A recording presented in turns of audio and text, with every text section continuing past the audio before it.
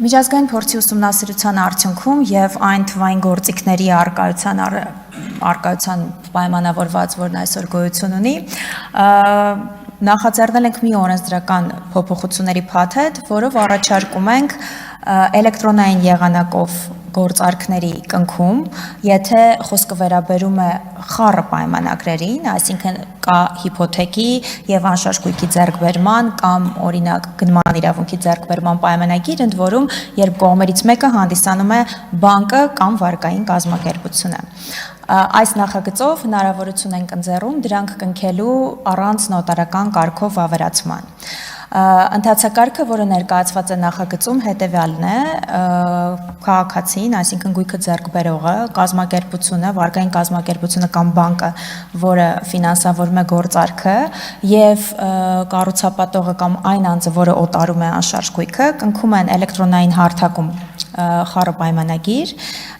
որի օրինակելի ձևը կսահմանվի կառավարության որոշմամբ, եւ այդ պայմանագրի դեպքում նոտարական կարգով պարտադիր վավերացում չի պահանջվելու։ Ընդ որում այս պայմանագրերի կնքման արդյունքում արդեն պետական գրանցման դիմումները ներկայացվելու են համապատասխանաբար բանկերի կամ վարկային կազմակերպությունների կողմից, որոնք կադաստրի կոմիտեի էլեկտրոնային համակարգում լինելու են հաշվառված եւ հաշվառման կարգը նույնպես կսահմանվի կառավարության որոշմամբ։ Ինչ ուսումնասիրությունների արդյունքում ենք եկել այն եզրահանգման, որ այս պայմանագրերի պարագայում հնարավոր է ունենալ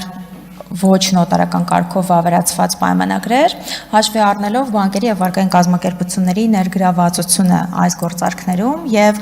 այն ուսումնասիրությունների խորը ուսումնասիրությունների շրջանակը, որոնք որ իրականացնում են բանկերը կամ վարկային կազմակերպությունները ըստ էության քաղաքացիներին կամ իրավաբանական անձանց վարկ տրամադրելիս եւ նաեւ մի շարք երկրներում տեսել ենք, որ իրականում կա նման մեխանիզմ, գործում է եւ քաղաքացիները պատկերացրեք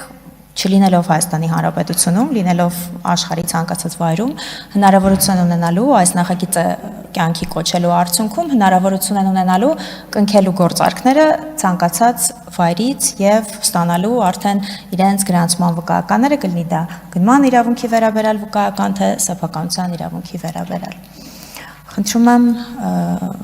տալ դրական դիրքորոշում, քվեարկել դրական, շնորհակալ եմ։